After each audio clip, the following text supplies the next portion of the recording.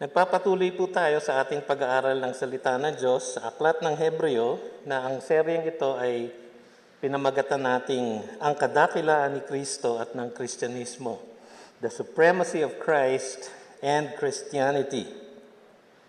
At ang ating title po ng mensahe ngayong hapon ay nakuha po natin dun sa verse 38 ng ating binasa. Sila na ang mundo ay hindi karapat-dapat, of whom the world was not worthy. Kung babalikan po natin, mga kapatid, tayo po ay nag-umpisa dito sa ating serya sa Hebreo. Nakita natin na itong isang aklat na sinulat ng may akda na hindi nakakilala kung sino. At ito ay isang paghihikayat ng mga bagong Kristiyanong Hudyo na sila ay magpatuloy sa Kristyanismo at talikuran na nilang lubos ang Hudaismo. So isa tong panawagan sa lahat sa atin na sumisilip na sa Kristyanismo, na tuluyan na natin ang ating pagtalaga ng ating sarili sa ating Panginoong Hesus. At huwag na tayong mag-isip pa na bumalik pa sa kung saang pangrelihiyon o buhay tayo nagmula. Sinasabi ng aklat na ito, kung babalikan po natin, ang kahigitan ni Kristo at ng Kristyanismo kaysa sa Hudaismo o sa iba pang relihiyon. Ang sabi ng may akda, higit ito sa mga anghel sa Hebrews chapter 1. Higit kay Moises sa Hebrews chapter 3. Higit siya na dakilang pinakapunong pari or high priest sa Hebrews chapter 4. Si Kristo ang tagagarantya ng isang mas higit na tipan o pangako sa Hebrews chapter 7 at Hebrews chapter 8. Siya ang tagapamagitan ng isang mas higit na bagong tipan, isang bagong covenant sa Hebrews 9. Siya ang tagapagligtas ng lahat na mga binanal. Sabi sa Hebrews 10, verses 12 to 14, but when Christ had offered for all time a single sacrifice for sins, he sat down at the right hand of God, waiting from the time until his enemy should be made a footstool for his feet. For by a single offering, he has perfected for all time those who are being sanctified.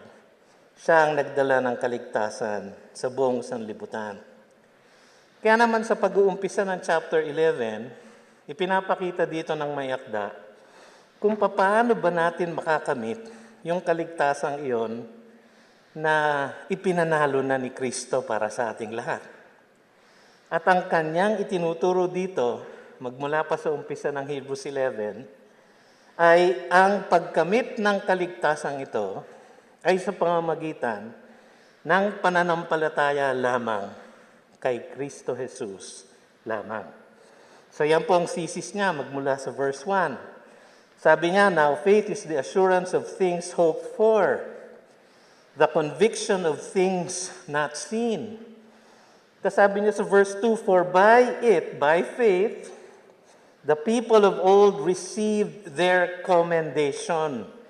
Yun po ang tanda na ang lahat ng mga pangalan na kanyang inilahad dito sa chapter na ito ay mga bayani ng lumang tipan, naligtas dahil sa kanilang pananampalataya. Kasi po alam nyo, yung may akda, nag-aalala siya na itong mga Hudyo na ito na sinusulatan niya, ay baka nagdadalawang isip na. Kasi parang bago ba itong faith na ito? Ito bang kaparaanan na sa pamamagitan ng pananampalataya lamang? Ito ba isang bagong kaisipan? Sabi niya, hindi. For by it, by faith, the people of old. Yung mga bayani ng Old Testament, ay mga Hudyo itong mga ito So, naaalala nila kung sino itong mga taong ito. Kaya ito ang binigay niyang halimbawa. So, nag-umpisa siya sa mga pasimuno, si Abel, si Enoch, si Noah, sa verses 4 to 7. Na itong mga ito ay naligtas at naging bayani ng pananampalataya dahil sa kanilang pananalig sa pangako ng Panginoong Diyos. Tapos ipinakita niya ang pananampalataya ng mga patriarko, si Abraham, si Isaac, si Jacob, mula sa verse 8 hanggang 23 nitong chapter na ito. Tapos sinaad niya ang pananampalataya ng mga pinuno, si Moises, si Joshua. So nakikita nyo, isa-isa niyang magmula sa Genesis 1 o Genesis 4, isa-isa niyang inilalahad ang mga bayani ng pananampalataya. Ang common sa kanilang lahat ay ang katunayan na sila ay merong pananampalataya sa lubos na katiyakan na ipinapangako ng Diyos. Ang pananampalataya ay ang pananalig na ang Diyos ay tapat sa kanyang pangakong kaligtasan. Yan ang kanyang thesis. So itong mga halimbawang ito na kanya nang ibinigay, magmula kay Abel hanggang kay Joshua, hanggang kay Rahab, ay mga halimbawa ng ganitong klaseng pananalig. So ngayon, ang layunin ng may akda ay patunayan sa mga Hudyong sinusulatan niya na kayayakap lang, mga bago sila sa Kristyanismo. At kahit sila ay bago, sila ay nakaranas na ng pag-uusig. Sila ay pinahirapan, kinulong, inalipusta. Kaya yakap lang nila sa Kristyanismo, kaya sinulatan niya sila upang mahikayat sila. At gusto niyang idiin sa kanila na ang pananampalataya sa pangakong kaligtasan ng Diyos ang tanging paraan upang sila ay maligtas. By faith alone. Ngayon, dito sa susunod na mga pananampalataya na ito, tinapos ng may akda yung chapter 11, no? At yung pagbibigay niya ng mga halimbawa ng bayani ng pananampalataya. Ipapakita naman niya dito na ang pananampalataya ay hindi lang nagtitiyak ng kanilang kaligtasan sa kabilang buhay, kundi ito rin ay ang kanilang kapangyarihan upang magtagumpay sa kanilang buhay dito sa lupa. Whether ang tagumpay na ito ay mahimalang tagumpay, katulad ng mga first few verses na ating aaralin, o yung tagumpay na ito ay sa gitna o sa harap ng pagdurusa at paghihirap. Tagumpay pa rin. Sapagkat nabibigyan ng luwalhati ang Diyos at nabibigyan ng luwalhati yung mga taong kanyang inilalahad dito. So, umpisahan natin. Sila na may pananampalataya na nagbunga ng himala. Yan po ang unang kategorya na ating makikita sa verses 32 hanggang 35. Ang sabi niya, "And what more shall I say, for time would fail me to tell of Gideon, Barak, Samson, Jephthah, of David and Samuel and the prophets." Makikita nyo rito, nagkaroon ng problema yung may akda. Napahabasa ng konti kay Abel, kay Enoch, kay Noah, lalo na kay Abraham, lalo na kay Moises. Tapos naubusan na siya ng panahon. Tinangka niya ang pangalanan ang iba pang mga bayani ng pananampalataya na nasa lumang tipan. So iniisa-isa niya mula sa panahon ng mga hukom, judges, papunta sa panahon ng mga hari, the kings, tapos hanggang sa panahon ng mga propeta, the prophets. So ito yung tatlong kategorya na kanyang nilarawan dito. Nung sinabi niya na, "And what more can I say, for time would fail me to tell of," pinapahiwatig niya dito na punong-puno ang kasaysayan ng Israel ng mga halimbawa ng pananampalatayang nakaliligtas. Sobrang puno na hindi niya matapos. Hindi niya matapos lahat. Yun po ang sinasabi niya doon. So, ang una niyang binanggit si Gideon. Makikita natin ang kwento niya sa Judges 6. Judges chapter 6, 7, and 8. Kilala siya dahil pinamunuan niya ang isang hukbo ng 300 people lang. Nagumpisa sa 32,000, naging 10,000, naging 300. Ang kalaban nilang hukbo ng mga Midianita ay 135,000.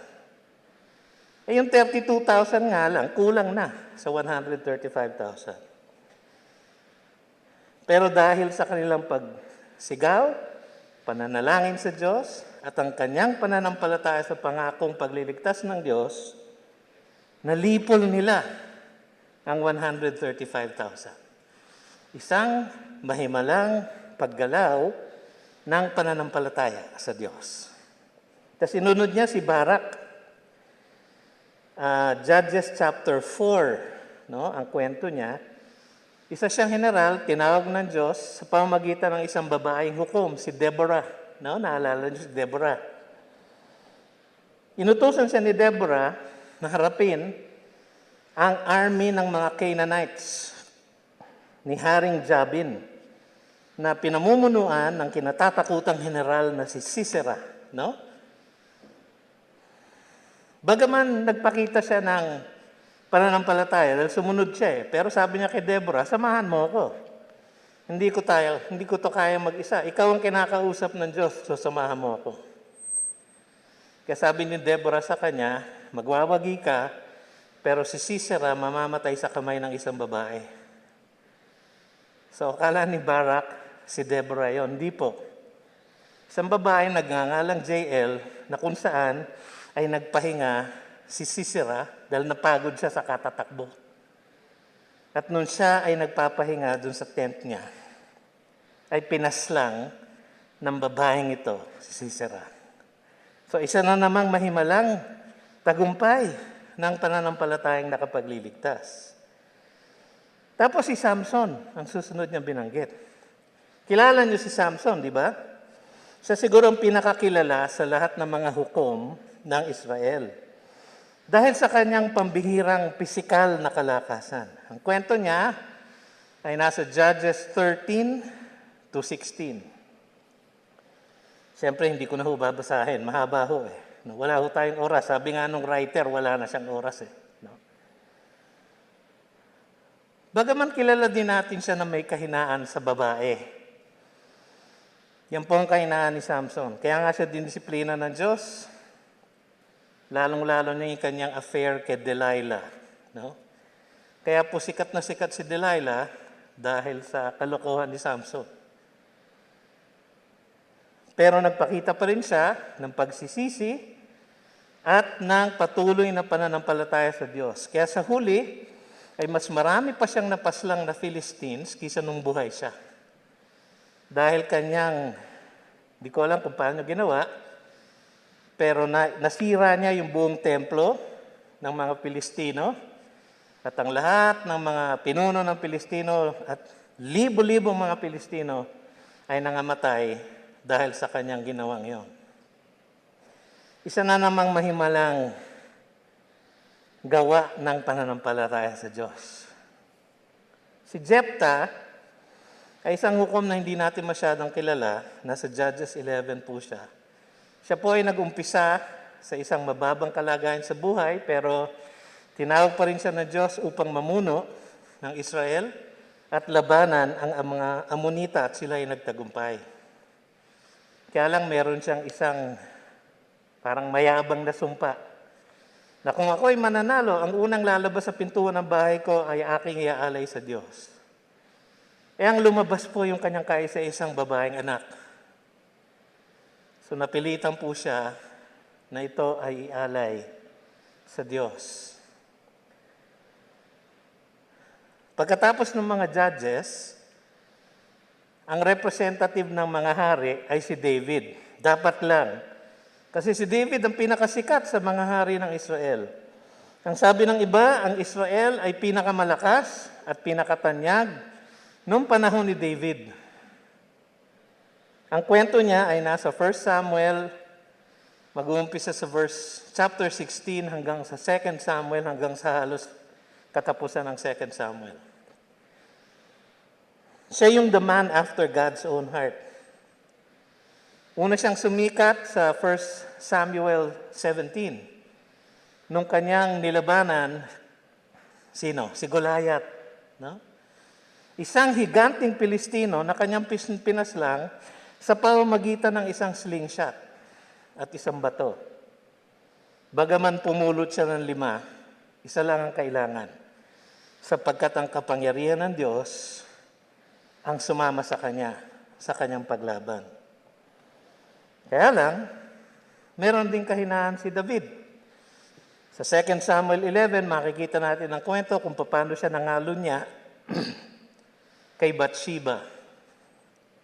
At kung paano niya pinapatay ang asawa nitong si Uriah. So siya ay punong-puno ng pananampalataya sa Diyos, ngunit siya rin ay may kahinaan.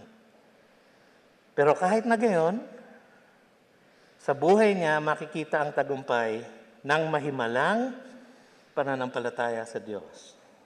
Si Samuel, ang huling pinangalanan dito na halimbawa.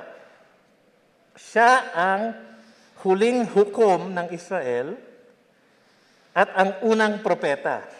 Siya ang nagtulay mula sa panahon ng mga hukom at sa panahon ng mga hari. Hindi ba siya ang nag-anoint kay Saul, yung unang hari ng Israel? Siya din ang nag-anoint kay David, ang pinakamagaling na hari ng Israel. Bukod dito, pinangunahan din niya sa battle ang mga Israelita upang talunin ang mga kalaban na Filistino. Hindi na nakuhang pangalanan ng may akda yung mga propeta. Binanggit na lang niya, sabi niya, and the prophets. Marami po sila eh.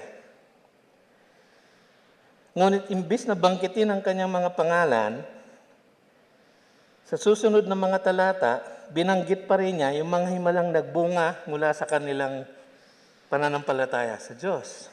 So sabi niya sa verse 33, who through faith, yung pa rin ang emphasis niya dito, yung nakaliligtas na pananampalataya. Sabi niya, who through faith conquered kingdoms. Mag-a-apply po ito kay Gideon, kay Jephthah, kay Barak. Mag-a-apply din po siya kay Samuel, kay Saul, kay David. Sila ay pumaslang ng marami at tinalo ang mga kalaban ng Israel. Tapos sabi niya, enforced justice. Ito ang naging tanda ng ministeryo ni Samuel, ni David, at ni Solomon. Naging administrator of justice sila. Obtained promises. Siguro ang tinutukoy niya dito yung mga covenants na binigay ng Diyos kay Abraham, kay Moises, kay David, at kay Solomon. Pinangakuan sila ng mga covenants, mga pangako ng kaligtasan. Yung pangakong yon ay tumuturo sa Mesiyas. At nagdaan sa mga pangakong ito, ang pangako na may darating na tagapagligtas, na Mesiyas, the anointed one. Yun pong ibig sabihin ng Messiah, the chosen, the anointed one. No? And itong mga taong ito ang tumanggap ng pangako ng kaligtasan. Ito marahil ay, meron pang iba, sabi dito, stop the mouths of lions. Ang una niyong maalala dyan, si Daniel, di ba? Daniel chapter 6. Bawal daw manalangin, nanalangin pa rin si Daniel. So siya ay hinihulog sa balon na punong-puno ng gutom na leon. Ngunit hindi siya tinikman man lang ng mga leon. Hindi po. Sinarado po ng Diyos ang bibig ng mga leon at siya po ay naligtas. Si Samson din po ay tumalo ng isang leon. Naalala niyo sa kwento niya, no? Si David din po, bilang isang shepherd, ay pumaslang ng mga leon na nagtatangkang kainin ang kanyang mga tupa. So sila siguro itong tinutukoy na stop the mouths of lions. Quench the power of fire. No? Ang maalala natin dito, yung tatlong kaibigan ni Daniel. Si Hananiah, si Azariah, at si... Naalala ko yung tatlong Babylonian name nila eh. Di ba? Shadrach, Meshach, Abednego. No? Silang tatlo ay inutusan na lumuhod sa statwa ni Nebuchadnezzar. Ngunit dahil sa kanilang pananampalataya sa Diyos, at dahil alam nila na labag ito sa kanilang pananampalataya sa Diyos, hindi po sila sumunod. At sila ay tinapon sa isang malaking hurno para masunog. Yung mga tumapon sa kanila nangamatay. Pero sila, nakita ng hari na naglalakad sa loob ng hurno na may kasamang pang-apat na tao. At ang sabi, who looks like the son of the gods. Pero ang sabi ng maraming teologo, ito daw po ay isang Old Testament appearance ng ating Panginoong Hesus. At lumabas sila na hindi man lang sila amoy usok. Dahil dito, naging sikat ang kanilang testimonya at ginamit sila ng Diyos ng may kapangyarihan sa Babylonia. Escape the edge of the sword. Baka ito yung pagtakas ni David kay Saul. Diba? Hinahabol ni Saul si David. O yung pagtakas ni Elijah kay Jezebel sa 1 Kings 19. O yung pagtakas ni Elisha sa masasamang hari na humahabol sa kanya sa 2 Kings chapter 6. Who were made strong out of weakness. Siguro ito si Gideon, na mahina nga ang panampalataya pero ginamit ng Diyos para talunin ang Midianita. O si Samson, na tumalo sa mga Philistines pagkatapos niyang disiplinahin ng Diyos. O baka din si Hezekiah, si Haring Hezekiah, na sa 2 Kings chapter 20, ay sinabihan na siya ay mamamatay na. Ngunit siya ay dumalangin sa Diyos sa kanyang kahinaan at binigyan siya ng 15 more years para mabuhay. Yun siguro mga tinutukoy ng mayakda. Became mighty in war. Sigurado si David to. Sa 2 Samuel chapter 8, nilista ang lahat ng kanyang ipinanalo. O di kaya, nung panahon din ni Hezekiah na tinalo nila ang malaking hukbo, 185,000 men, ni Sennacherib na general ng Assyria. Isang umaga, nagising sila, patay na lahat ang kanilang kalaban. Isang mahimalang tagumpay. Women receive back their dead by resurrection. Ito yung widow sa Zarephath na binuhay ni Elijah, yung kanyang anak, 1 Kings 17. O yung widow sa Shunam, the Shunammite woman, na binuhay naman ni Elisha, yung kanyang anak, sa 2 Kings chapter 4. Ito makikita natin sa lahat ng halimbawang ito. Ang pananampalataya na nagliligtas ay nagbubunga rin ng himala sa buhay ng mga mananampalataya. Pero hindi palagi. Kung papansinin ninyo, itong mga pangyayaring ito ay bihira.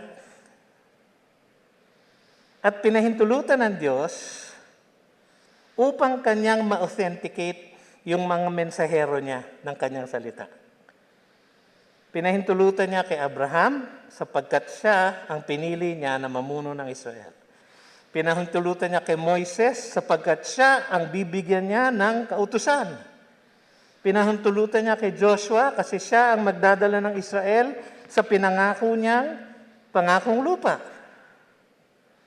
Pinahintulutan niya sa mga hari sapagkat sa pamamagitan ng mga hari at kanilang mga propeta, ihahatid niya ang kanyang salita. Pero bihira yung mga himala. So, baka madala kayo ng katuruan ng iba na kung kayo'y Kristiyano, araw-araw, maaari kayong humingi ng himala sa Diyos. Mga kapatid, hindi palaging pinagkakaloob ng Diyos ang isang matagumpay na himala. Ito ay pinagkakaloob niya ayon sa kanyang kalooban. Una. Pangalawa, para sa kanyang kaluwalhatian. At pangatlo, upang lalo pang lumakas ang ating pananampalataya. So huwag kayong aasa sa mirakulo o sa himala. Sapagkat yung kayo'y buhay pa hanggang ngayon, ay isa ng himala. Hindi ba?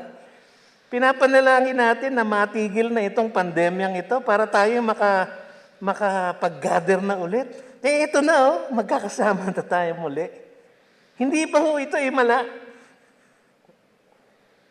Kumikilos ang Diyos sa mga natural na bagay upang dalhin ang kanyang manghimala sa ating buhay. So tingnan natin yung pangalawang set. Himala na may pananampalataya na nagtagumpay sa pagdurusa. Ito yung sila na dumanas ng pananampalataya at nagtagumpay kahit sila ay nagdusa. Hindi palagi himala ang tagumpay ng Diyos. Ang kapangyarihan ng pananampalataya ay makikita din sa tagumpay nito sa harap ng pagdurusa. Sabi sa verse 35, some were tortured. No? Some were tortured. Women received back their dead by resurrection. Some were tortured. Hindi lahat binuhay na maguli. Yung iba, nangamatay, tortured. Refusing to accept release so that they might rise again to a better life. Ito ay isang malawak na paglalarawan ng buhay ng mga durusang na karanasan ng mga bayani na pananampalataya. Lalo na yung mga propeta ng Panginoon. Yung mga propeta ng Panginoon katulad ni Isaiah, ni Daniel, ni Jeremiah, ni Ezekiel, lahat po sila ay nagdusa. Wala po sa kanilang may magandang buhay. Ito po ang naglalarawan sa kanila. Kahit na sila ay tagahatid ng salita ng Diyos. Kaya ang sabi ng Diyos, huwag nyo nga ambisyonin lahat na maging propeta ng Panginoon. Let not all be teachers. James chapter 3 verse 1. For they will be judged by a higher standard. So kami po na tinawag na magturo sa inyo. Meron pong pangakong mas mahirap na buhay para sa amin. Gayon din ang naranasan ng mga propeta. Ang kanilang lakas ay kanilang nakuha mula sa mga pangako ng Diyos. Kasi sabi dito, so that they might rise again to a better life. Yun ang pinanghawakan nila. Kahit sila ay kinulong, binugbog, tinorture, pinatay, ang pinanghawakan nila is ako'y bubuhayin muli ng Diyos at doon sa buhay na yon ako makakaranas ng katiwasayan. Others suffered mocking and flogging, sabi ng verse 36, even chains and imprisonment. Yung salitang others dito, tumutukoy sa ibang tao na meron ding pananampalataya, katulad ng unang grupo. Katulad nila David, nila Samuel. Itong mga taong ito na nagdusa ay hindi nakaranas ng himala na nagligtas sa kanila. Bagkus sila ay nakaranas ng pagsubok at paghihirap. Ang kaibahan lang ay yun. Wala silang himala. Alam nyo, ang himala ay sila. Sila ang naging himala. Na kahit sila ay ipiit, kahit sila ay pahirapan, Sila ay patuloy sa kanilang pananampalataya. Yun po ang himala. Yun po ang pagbabagong dinadala ng Diyos sa ating mga puso. Na kahit na tayo nadadapa sa ating kahinaan, tayo ay bumabangon dahil tayo nananampalataya, may pangako ang Diyos na kaligtasan. At nababago po ang ating mga buhay, hindi ba? Lumalakas dahil sa ating pagdurusa. Lumalakas dahil sa ating pagkadapa. Lumalakas sa bawat paghihirap na ating dinadanas. Maraming nagsasabi, Pastor kayo siguro, hindi nyo dinadanas itong mga ito. Ay nako, kung may kwento ko sa inyo, sabi nga ng author natin, time will not permit. Pero, ang lahat ng tinatawag ng Diyos ay dinudurog muna ng Diyos bago niya gamitin. So, ang lahat po ng tinatawag niya na maging mga ligtas sa Kanya, katulad niyo, katulad sa akin, ay babaguhin muna niya unti-unti. Dudurugin, kumbaga, sa gitna ng paghihirap upang tayo ay maging katulad niya. Si Jeremiah, ang isang propetang, ang tawag the weeping prophet. Dahil siya po ay isang broken na prophet. Puno ng kalungkutan ang kanyang mga propesiya. Kaya siya din po ang nag-author ng Book of Lamentations. Sa Tagalog po, ang panaghoy. Hindi natin masyadong ginagamit yung panaghoy, no? Sa ating araw-araw na language, no? Pag tinanong ka, kamusta ka na? Ay, ako'y nananaghoy. Hindi po natin ginagamit yun, no? Pero siya po ang may author nun. They were stoned, sabi. Ang mga propeta, iba sa kanila, katulad ni Zechariah, ay binato hanggang sila yung namatay. They were sawn in two. Nilagari. Ang kwento daw dito, si Isaiah ito Siya daw ay pinatay, nilagay sa loob ng isang lag, at nilagari ni Haring Manasseh. Wala po sa Biblia yan, pero nasa tradisyon ng mga Hudyo. They were killed with the sword. Yung prophet na si Uriah sa Jeremiah 26 ay pinaslang ni Haring Jehoiakim dahil sa kanyang mga propesiya ng pagpaparusa ng Diyos sa Israel dahil sa kanilang kasalanan. Siya ay pinapatay. They went about in skins of sheep and goats. Si Elijah po yun. Yun po ang kanyang fashion statement. Yun ang paborito niyang suot. Hindi dahil yun ang gusto niya, kundi dahil yun lang siguro ang kaya niyang abutin.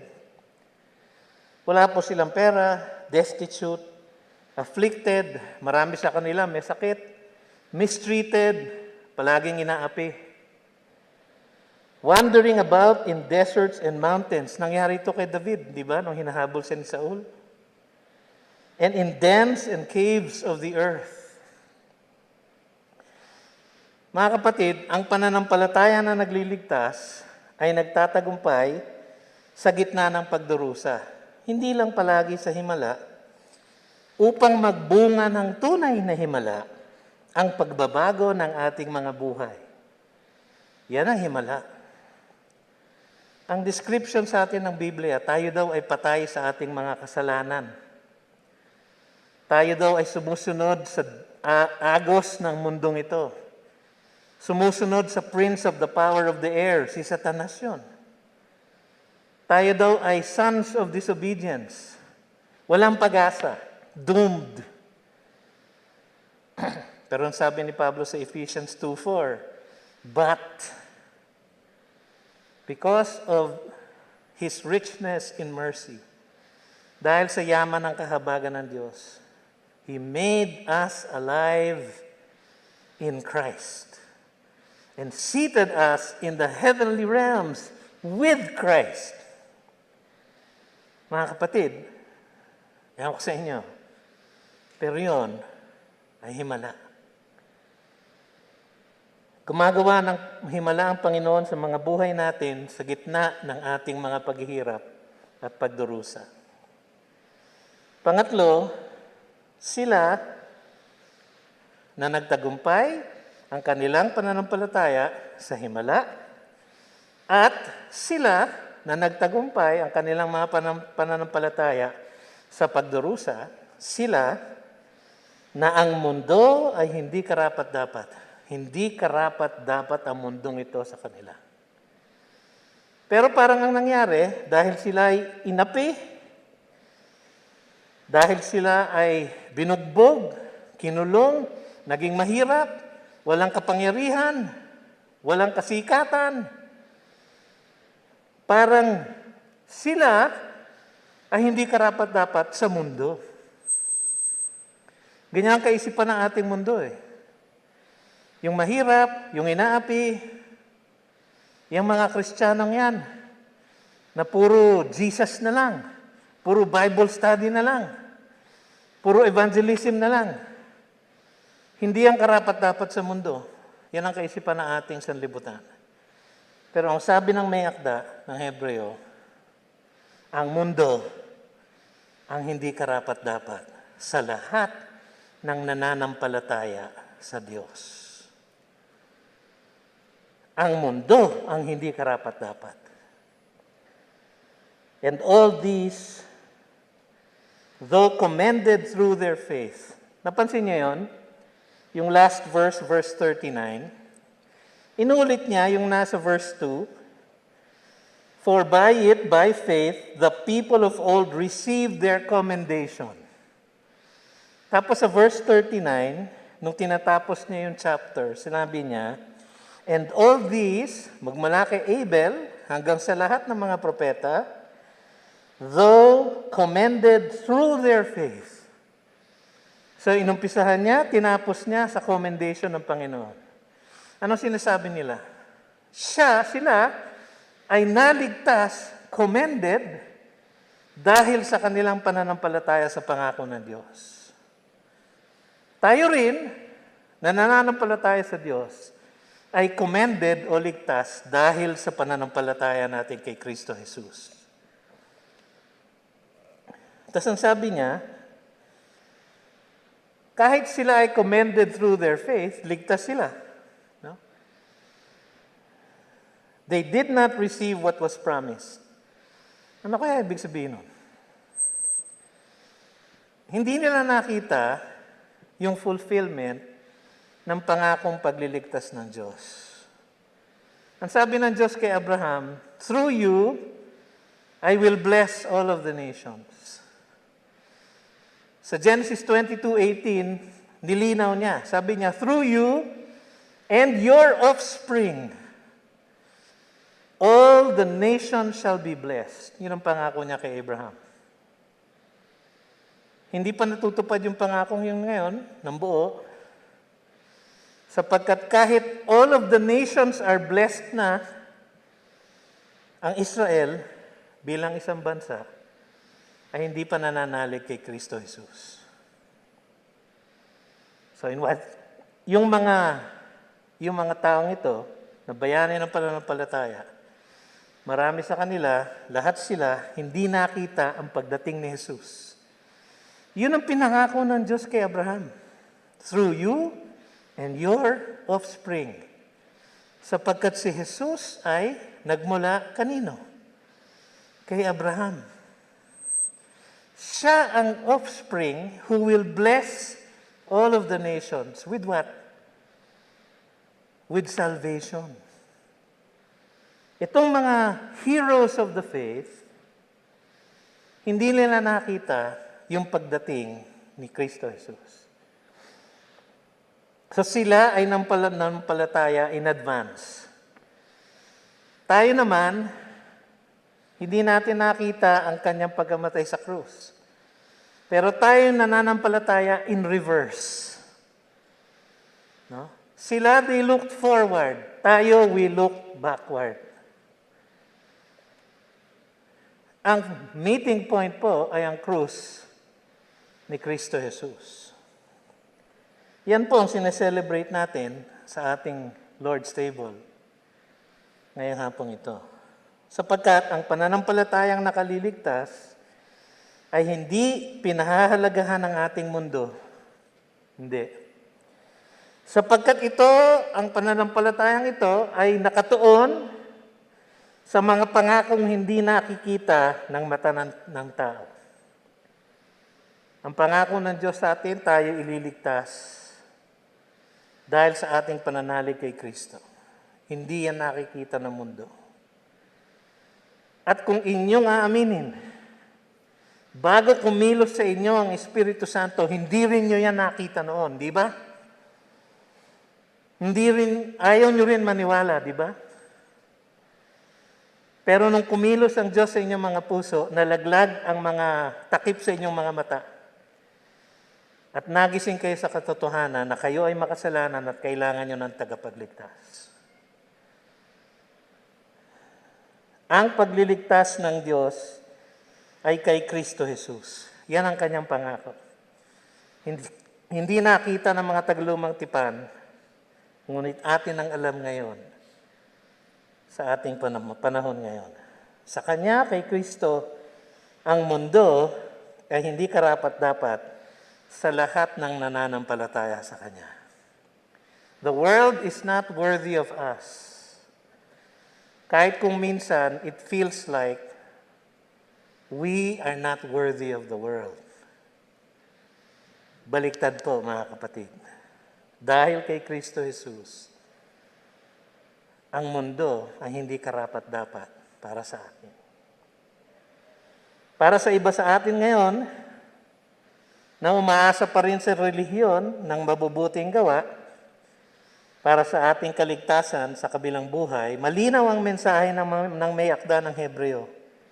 Kapahamakan lang ang ating kahihinatnan sa ganong klaseng paniniwala. Kung umaasa kayo na inyong pagpunta sa church, ang inyong paggawa ng mabuti, ang magdadala sa inyo ng langit, wala po kayong pag-asa. Sapagkat ang inyong pag-asa ay dapat na kay Kristo Jesus lamang. Yung kanyang ginawa sa krus para pagbayaran ng ating mga kasalanan at yung kanyang pagbuhay ng isang buhay na ganap na kanyang ipinatong sa atin. Kung hindi kayo naniniwala doon, mga kapatid, may oras pa. Huwag niyo nang palampasin.